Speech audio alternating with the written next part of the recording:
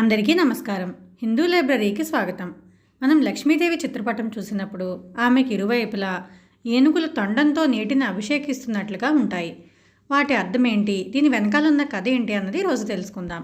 ఒకరోజు ఇంద్రుడు ఐరావతంపై స్వర్గానికి వెళ్తుండగా దుర్వాస మహాముని చూసి గౌరవ సూచకంగా తన మెడలో ఉన్న దండను సమర్పిస్తారు.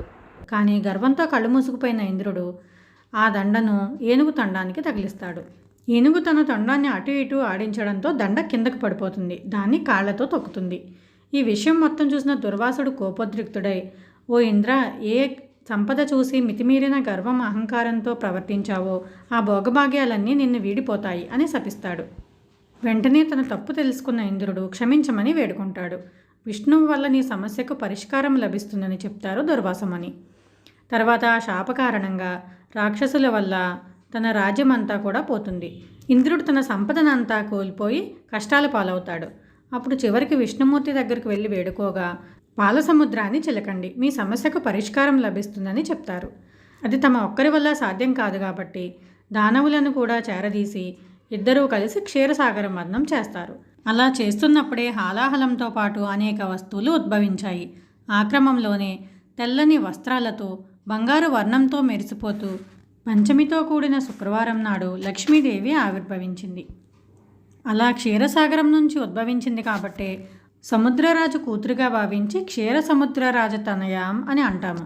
బంగారు వర్ణంలో పద్మాల్లాంటి నేత్రాలతో నల్లని జుట్టులో రకరకాల పూలు తురుముకొని ఆభరణాలతో పద్మాసనంలో కూర్చుని అభయముద్రలో దర్శనమిచ్చిన అమ్మవారిని చూడడానికి 2 కళ్ళు చాలలేదట.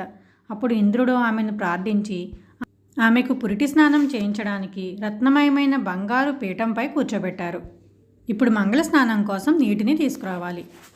దానికోసం అష్టదిగ్గజాలను నియమించారు.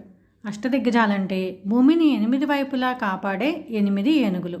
ఇవి ఐరావతం, పుండరీకం, వామనం, కుముదం, అంజనం, పుష్పదంతం, సార్వభౌమం, సుప్రతీకం అనే పేర్లతో పిలువబడతాయి.